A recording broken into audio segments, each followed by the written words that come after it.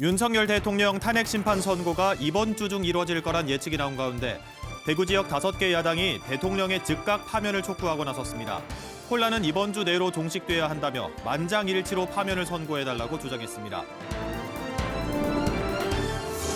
토지의 행정구역 경계를 정비해야 한다는 주장이 제기됐습니다. 지방자치법 개정 이후 이런 움직임에 속도가 붙고 있습니다.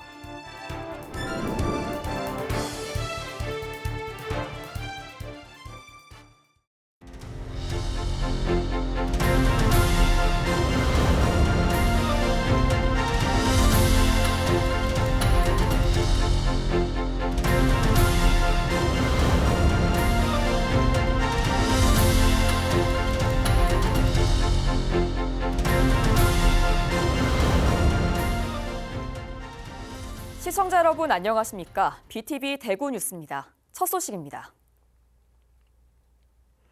헌법재판소의 윤석열 대통령 탄핵 심판 선고가 임박했다는 관측이 나옵니다.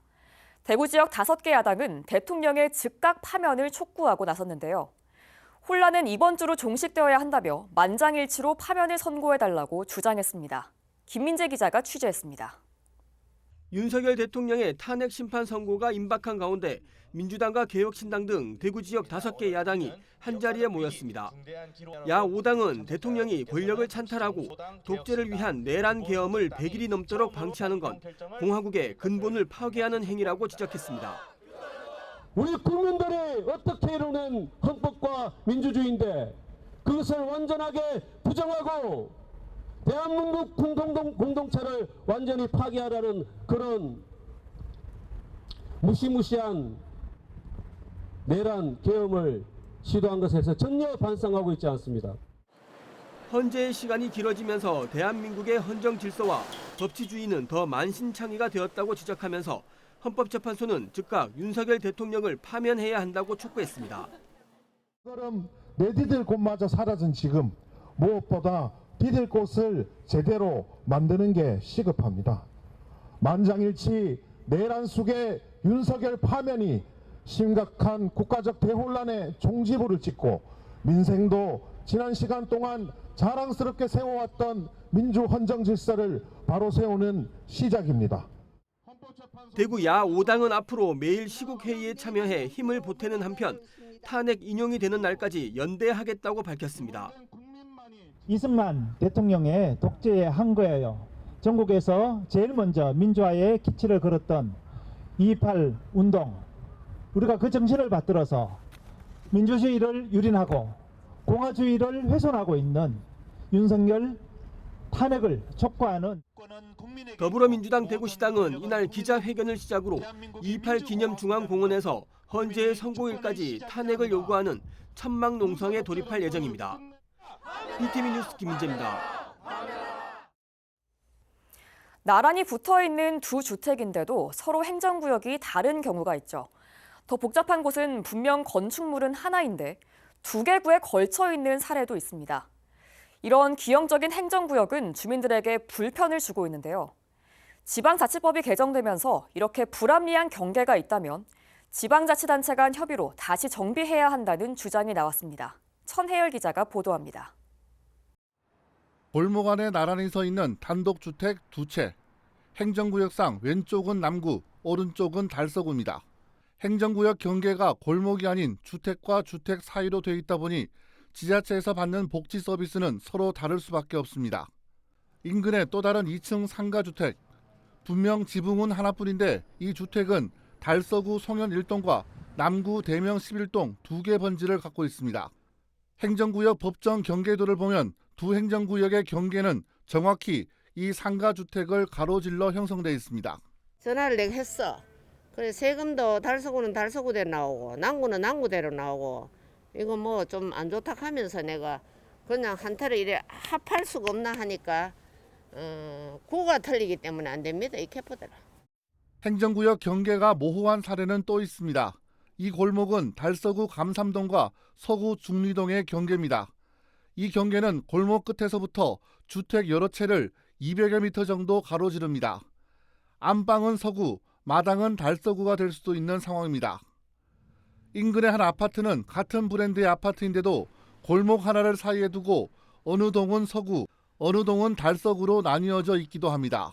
달서구에는 최근 열린 임시회에서 자치구의 경계를 합리적인 기준으로 다시 조정해 주민 불편을 줄여야 한다고 지적했습니다.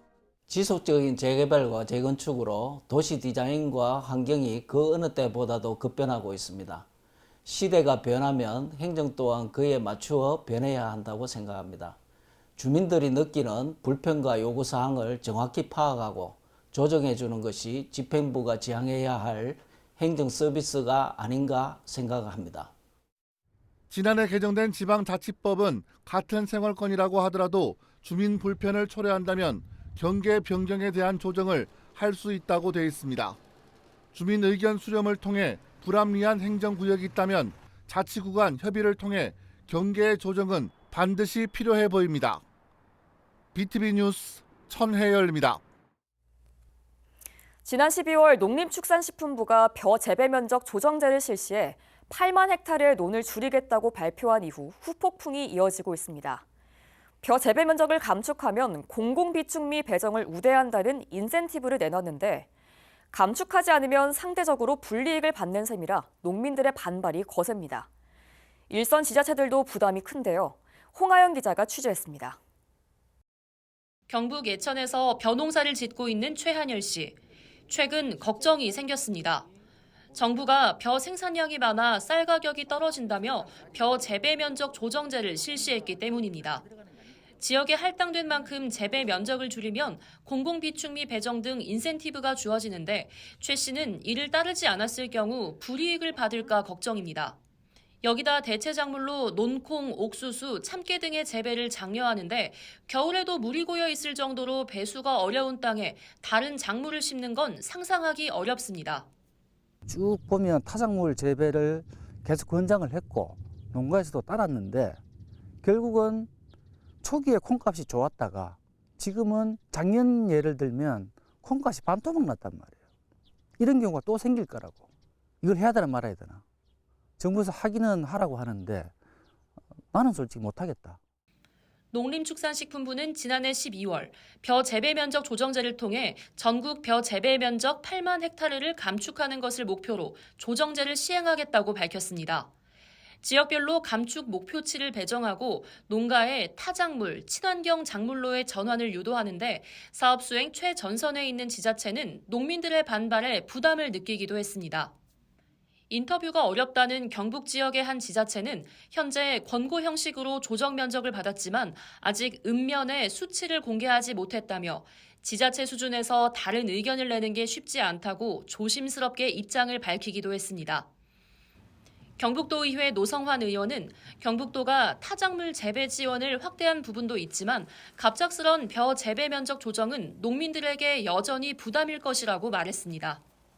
지금 시군으로 자율적으로 지금 접근하고는 있지만 결론적으로 이게 나중에 공공비축이 그 소매 할당량에 아마 영향을 줄 것 같긴 합니다. 그래서 농민들의 준비가 덜 된 상황입니다. 타작물을 하더라도 그 관련된 농기계라든지 정보라든지 품종에 대한 어떤 방향성을 아직 지금 정확하게 선정을 못하고 있기 때문에 여러 가지 혼선들이 올 거라고 이렇게 생각되고 있습니다. 쌀 과잉 생산으로 인한 가격 방어를 위해 재배 면적 8만 헥타르를 줄이겠다는 정부. 농민들은 준비가 되지 않은 상태에서 대체 작물을 고르거나 공공비축미 수매 우대 혜택을 버려야 합니다. 이런 가운데 우리나라는 2015년부터 수입 의무 물량으로 40만 톤의 쌀을 국내에 들이고 있습니다. 헬로티비 뉴스 홍하영입니다. 대구시가 군위군으로 이전하는 육군 제2작전사령부터에 경북대병원 본원을 이전하는 안을 추진하고 있습니다. 대구 중구에서는 반발의 움직임이 일고 있는데요. 중구의회는 병원이 이전하고 나면 일대 상권은 몰락하고 말 거라며 재검토를 촉구했습니다. 김민재 기자가 보도합니다. 대구시는 육군 제2작전사령부가 군위군으로 이전하는 2030년 이후 남은 터에 경북대병원을 포함한 의료 클러스터를 조성할 계획을 가지고 있습니다. 경대병원 외에도 치과병원과 의과대학, 그리고 치과대학과 간호대학 등을 모두 이전해 의료 집적단지를 만든다는 구상입니다. 홍준표 대구시장은 일주일 전 간부회의에서 제2작전사령부 부지에는 대한민국 최초의 의료 클러스터를 만들어야 한다며 조 단위 사업인 만큼 국가 재정으로 조성될 수 있도록 추진하라고 지시했습니다. 중구의회는 강하게 반발하고 나섰습니다. 중구의회는 경북대 병원 이전 반대 결의안을 만장일치로 채택하고 대구시에 이전 재검토를 촉구했습니다. 동산병원 이전과 7곡 경대병원 분원 설립으로 이미 2차례 인근 상권 붕괴된 전력이 있음에도 불구하고 대구시청사에 이어 이제는 경북대학병원까지 하게 된다면 대구의 중심 상권이 몰락하는 것은 불보듯 뻔한 일이다.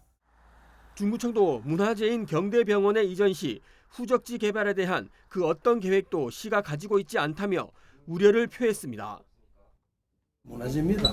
문화재인데 이거를 이전을 하더라도 이 후적지의 개발 방향이라든지 이런 게 전혀 뭐 내용도 없고 어떻게 할 그것도 없는데 지금 봐서는 제가 볼 때는 좀 할 따름이죠.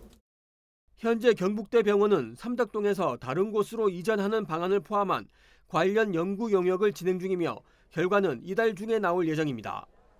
대구시 역시 지난 1월 대구정책연구원에 의뢰해 대구형 의료 클러스터 조성을 위한 최적화 방안 연구에 착수했습니다. 중구청은 우선 경북대 병원의 연구 용역 결과를 본 뒤 구체적인 대응 전략을 구상하겠다고 밝혔습니다. 경북대 병원 이전 추진에 중구에서 반발 기류가 본격화되고 있습니다. BTV 뉴스 김민재입니다. 초고령화 시대에 진입하면서 노인 일자리가 갈수록 중요해지고 있습니다. 최근 광명시청에는 노인 바리스타 카페가 문을 열었는데요. 4대 1의 경쟁률을 뚫고 14명의 신입 바리스타가 채용됐습니다. 바리스타로 인생 2막을 시작하며 일할 수 있어 행복하다는 어르신들을 조윤지 기자가 만나봤습니다. 광명시청 청사 1층에 새롭게 문을 연 시니어 카페. 커피를 내리는 바리스타들은 다름 아닌 어르신들입니다. 능숙한 손놀림으로 커피를 내리고 라떼 아트까지 멋지게 그려내는 한경석 어르신. 24번 고객님, 음료 나왔습니다. 4대 1의 경쟁률을 뚫고 시니어 바리스타로 인생 2막을 시작했습니다. 다시 이렇게 경제활동을 할 수 있다는 게 너무나 좋고 또 제 정신건강에도 또 기존에 해왔던 거지만 이런 기회가 돼서 너무 좋습니다. 이 일자리를 얻고 할 수 있다는 게 너무너무 기쁘고 행복하죠. 그게 제일 좋은 것 같습니다. 광명시청 시니어 카페에서는 모두 14명의 어르신들이 4명씩 교대로 일하고 있습니다. 어르신들은 시작하기엔 늦은 나이라고 생각했지만 일할 수 있다는 자체가 더없이 행복하다고 말합니다. 여기 동료들하고 같이 소통을 하면서 이 손님들 오시면 같이 대응을 하면서 내가 뭔가가 사회에 참여할 수 있다는 점이 인생 2막 같아서 너무 행복하고 뿌듯해요. 바리스타라는 일자리는 어르신들에게 단순한 일자리를 넘어 자존감과 삶의 활력입니다. 너무 좋고요. 그다음에 여기 오니까 활력이 생기고, 그다음에 동료들하고도 우애감도 생기고, 그다음에 이제 제가 일할 수 있다는 자부심도 생기고, 소소한 돈이지만 보람 있게 쓸 수 있어서 너무너무 감사해요. 네. 행복합니다. 네. 광명시의 경우 노인 인구가 전체의 25%를 차지하면서 어르신들의 일자리는 더욱 중요해지고 있습니다. 네, 노인 일자리 사업은 단순히 어르신들의 어떤 소득 보장에 그런 역할만 하는 것은 아니고요. 그분들이 서로 같이 이렇게 일을 하면서 사회에 참여함으로써 어떤 전반적인 사회 관계망이 형성되고 그 안에서 동료와의 관계라든가 아니면은 사회적인 어떤 지지 체계를 형성하는 그런 좋은 일자리가 되고 있고요. 바리스타로 인생 2막을 열고 있는 어르신들. 광명시는 더 많은 어르신들이 참여할 수 있도록 시니어 카페를 확대해 나갈 계획입니다. BTV 뉴스 조윤주입니다.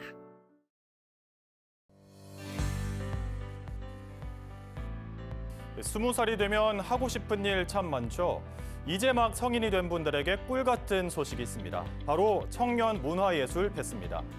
청년 문화예술 패스는 2006년생, 그러니까 올해로 19세가 된 분들에게 공연이나 전시회를 관람할 수 있도록 문화체육관광부와 한국문화예술위원회가 준비한 선물 같은 정책인데요. 전국의 모든 2006년생에게 10에서 15만 원씩 지원하는데 대구는 10만 원을 공연 전시 관람비로 지원합니다. 신청은 이미 시작됐습니다. 3월 6일부터 받고 있는데요. 올해 신청은 5월 31일까지입니다. 시간이 꽤 남은 것도 같지만 아닙니다. 지역별로 예산이 소진될 때까지 선착순으로 신청을 받습니다. 이렇게 좋은 기회인데 놓치면 너무 아쉽겠죠. 올해 신청은 청년 문화예술 패스 누리집에서 신청하면 됩니다. 회원 가입과 본인 인증을 거쳐서 신청하고 일주일 정도 기다리면 그때부터 원하는 공연이나 전시를 예매하면 되는데요. 일단 본인 인증 후 예매는 인터파크, 예스24 티켓에서만 가능합니다. 신청할 때도 이 두 곳 중 어디서 예매할지 한 곳의 예매처만 정해야 하는데요. 사이트별로 예매할 수 있는 공연 전시가 다르니까 원하는 공연 전시를 따라서 신청하면 보고 싶은 공연 놓치는 일은 없을 겁니다. 그리고 더 중요한 게 있습니다. 신청을 해놓고도 지원금을 사용하지 않으면 지원금이 회수됩니다. 작년에는 기한 연장이 있었지만 올해는 6월 30일까지 사용하지 않으면 지원금을 회수하고 재신청을 받는다고 합니다. 애써 신청해놓고 써보지도 못했는데 사라져버리면 너무 아쉽겠죠.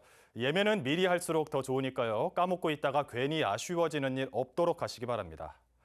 관람 가능한 분야도 작년보다 더 늘었습니다. 올해는 도입된 불가능했던 콘서트와 페스티벌 예매가 가능해졌습니다.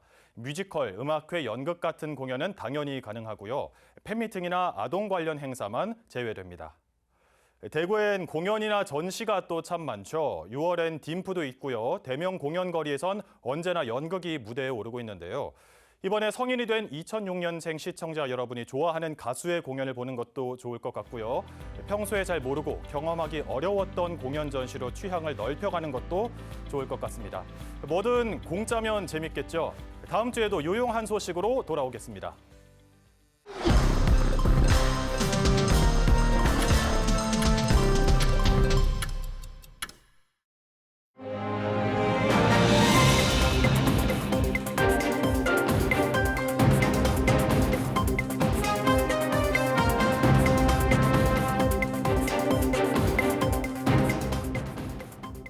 대구 지역 초중고등학생의 월 평균 사교육비가 전국에서 4번째로 높은 것으로 나타났습니다.